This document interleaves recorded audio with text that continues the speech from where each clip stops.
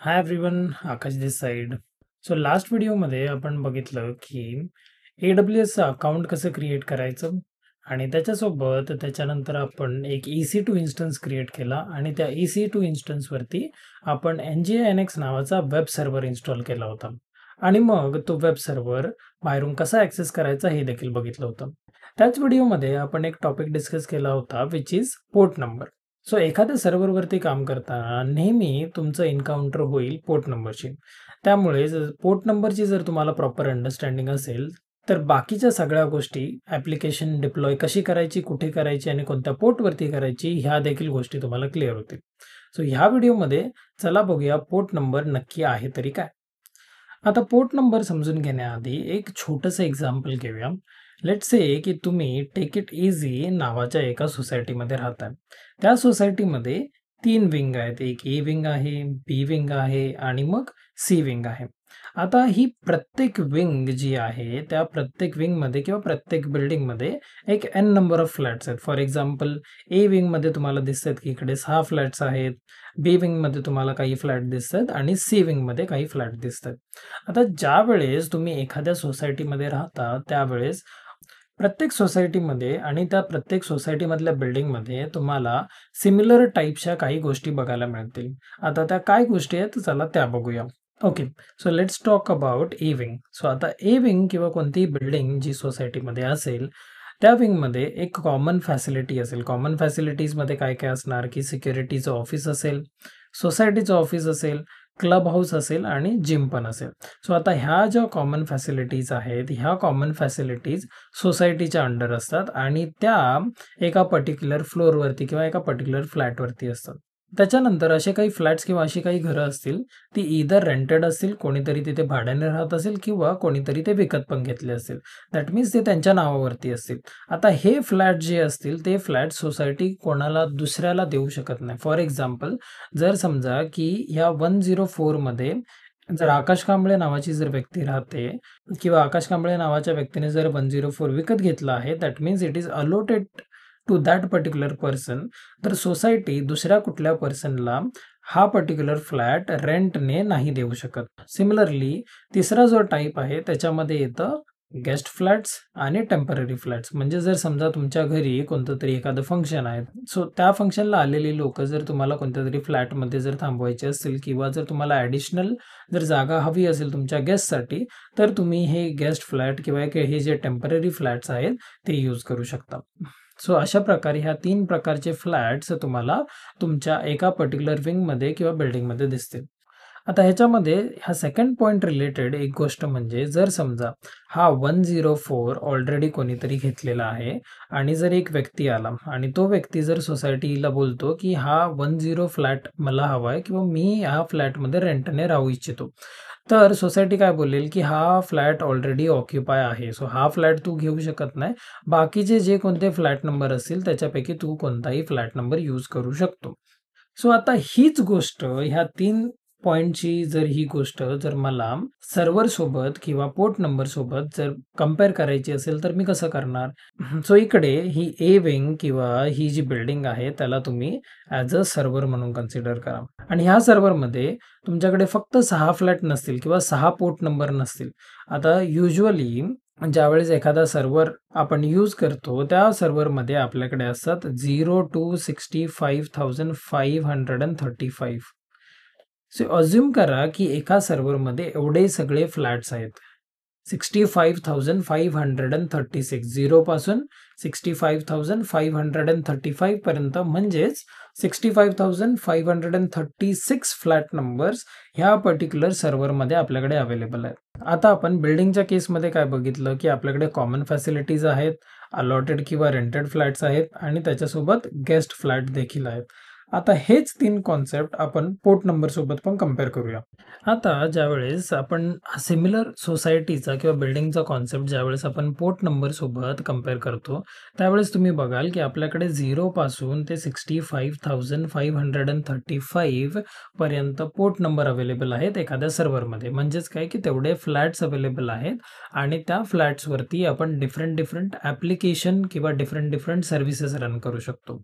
But त्याच्यामध्ये काही limitations किंवा काही टाइप्स आहेत जे आपल्याला बघावे लागतील.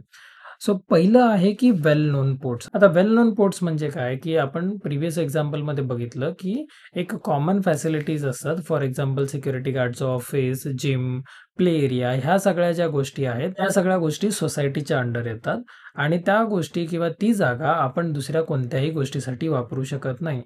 Similarly when we talk about well known ports, त्यावेळेस असे काही पोर्ट्स आहेत जे पोर्ट्स आपण दुसऱ्या गोष्टींसाठी वापरू शकत नाही. फॉर एक्झाम्पल आपल्याकडे ऑपरेटिंग सिस्टममध्ये पोर्ट नंबर 80 आहे, which is the HTTP service.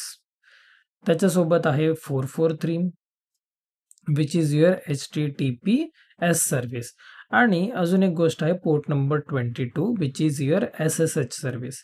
So ह्या ज्या गोष्टी आहेत, ह्या 3 गोष्टी तुम्ही दुसऱ्या कोणत्याही सर्व्हिसला अलोकेट करू शकत नाही. दॅट मीन्स हे ऑपरेटिंग सिस्टमने ह्या गोष्टी रिझर्व करून ठेवलेले आहेत की पोर्ट नंबर 80 हा HTTPC रिलेटेड असेल, पोर्ट नंबर 443 HTTPS सोबत रिलेटेड असेल आणि पोर्ट नंबर 22 SSH सोबत रिलेटेड असेल. सो ह्या ज्या कॉमन फॅसिलिटीज किंवा कॉमन सर्व्हिसेस जे ऑपरेटिंग सिस्टम रन करतं, ते पोर्ट नंबर्स वेल नोन पोर्ट्समध्ये येतात. आता युजली 0 पासून ते 1023 ही जी पोर्टची रेंज आहे ही वेल नोन पोर्ट म्हणून ओळखली जाते. म्हणजे एवढ्या रेंजमध्ये जे काही असेल ते आपण वेल नोन पोर्ट म्हणून कन्सिडर करणार. आता ह्याच्यानंतर दुसरी गोष्ट आहे ती रजिस्टर्ड पोर्ट नंबर.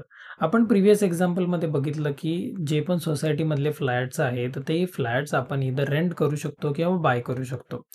एखाद्या सर्व्हरच्या केसमध्ये फरक एवढाच आहे की आपण कोणताही पोर्ट नंबर खरेदी करत नाही, बट त्या पर्टिक्युलर सर्व्हरवरती आपण एखादी सर्व्हिस रन करू शकतो किंवा आपली एखादी ॲप्लिकेशन आपण रन करू शकतो.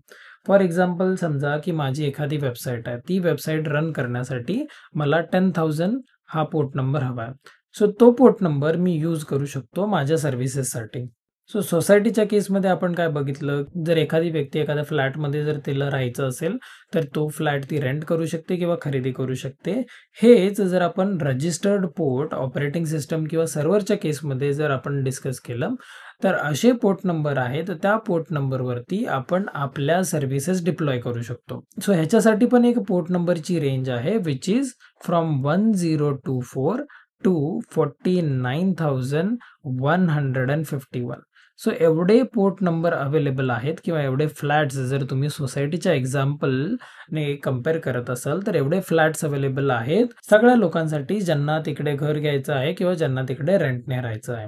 आणि ज्यावेळेस आपण सर्व्हरच्या कॉन्टेक्स्टमध्ये बोलतो त्यावेळेस एवढे सगळे पोर्ट नंबर आहेत त्याच्यावरती आपण आपली ॲप्लिकेशन डिप्लॉय करू शकतो. मग ती एखादी वेब ॲप असेल किंवा एखादी backend Java based micro service असेल किंवा दुसरी कोणती मायक्रो सर्व्हिस असेल, त्या सगळ्या ॲप्लिकेशन आपण ह्या पोर्ट नंबरवरती आपण रन करू शकतो. आय होप की तुम्हाला वेल नोन पोर्ट आणि रजिस्टर्ड पोर्ट ह्याच्यामधला फरक समजला असेल. आता तिसरी गोष्ट म्हणजे आपण जी मागच्या एक्झाम्पलमध्ये बघितलेली ती होती की गेस्ट किंवा टेम्पररी फ्लॅट्स. म्हणजेच की काय की आपल्या घरी जर पाहुणे वगैरे आले किंवा त्या पाहुण्यांना जर आपल्याला कोणत्या फ्लॅटमध्ये ठेवायचं असेल तर सोसायटीकडे असे काही टेम्पररी पर्पजसाठी फ्लॅट्स असतात जे आपल्याला टेम्पररी पर्पजसाठी यूज करण्यासाठी मिळतात.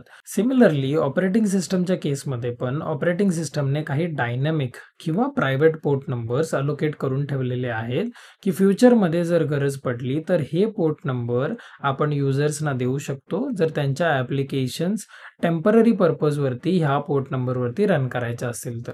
आता ह्या पोर्ट नंबरची पण एक रेंज आहे, विच इज 49,152 ते 65,535. सो हे जेवढे पण पोर्ट नंबर आहेत ते पोर्ट नंबर ह्या कॅटेगरीमध्ये येतात. सो आपण आता 3 गोष्टी डिस्कस केल्या. One is well non port जे ऑपरेटिंग सिस्टमने स्वतःसाठी किंवा स्वतःच्या सर्व्हिसेस रन करण्यासाठी रिझर्व करून ठेवलेले आहेत आणि त्याच्यासोबत एक रेंज ऑफ पोर्ट नंबर आहे जे ऑपरेटिंग सिस्टममध्ये वेल नोन पोर्ट म्हणून कन्सिडर केले जातात. त्याच्यानंतर दुसरा आहे रजिस्टर्ड पोर्ट नंबर ज्याच्यामध्ये 1024 ते 49,151 एवढे सगळे पोर्ट नंबर अवेलेबल आहेत आपली एखादी ॲप्लिकेशन किंवा आपला एखादा बॅकएंड रन करण्यासाठी.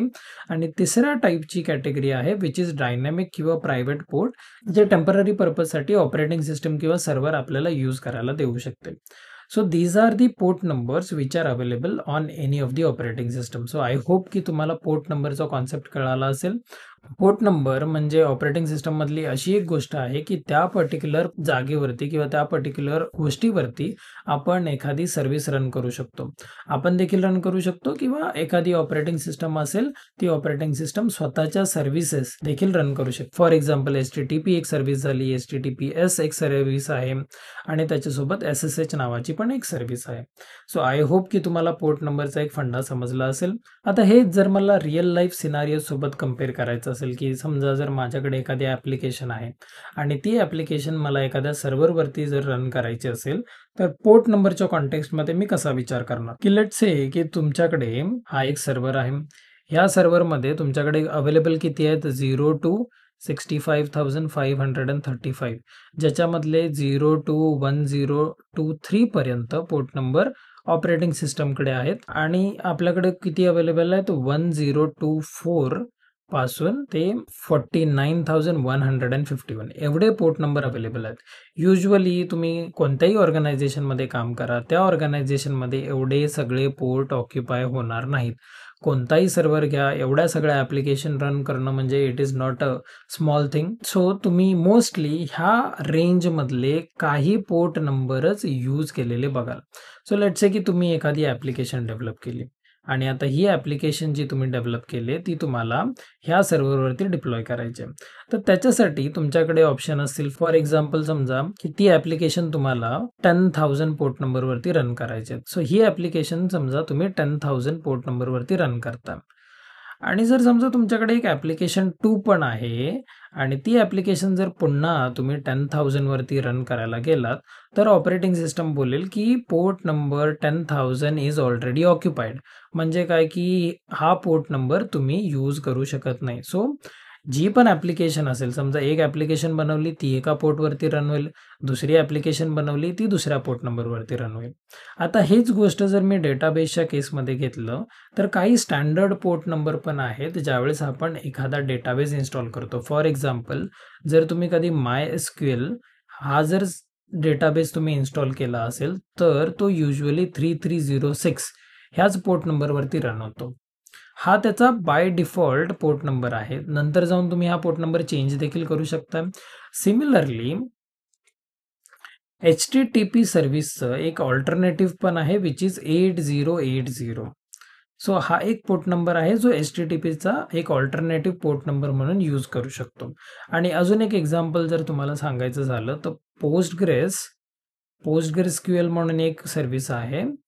ती सर्व्हिस ज्यावेळेस आपण इन्स्टॉल करतो त्यावेळेस ती रन होते 5432 वरती. सो हा एक त्याचा बाय डिफॉल्ट पोर्ट नंबर आहे कोणाचा PostgreSQLच्या सर्व्हिसचा. सो नंतर जाऊन ऑब्व्हियसली हा पोर्ट नंबर आपण चेंज करू शकतो.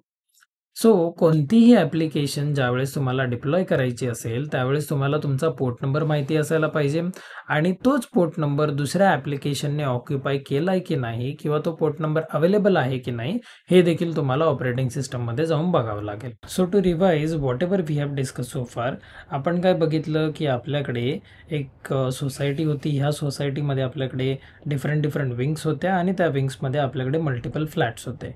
हेच जर मी कम्पेअर केलं AWS सोबत तर या सोसायटीला तुम्ही कन्सिडर करा AWS आणि ह्या AWS मध्ये तुमच्याकडे हा होता सर्व्हर 1, हा आहे सर्व्हर 2 आणि हा सर्व्हर 3.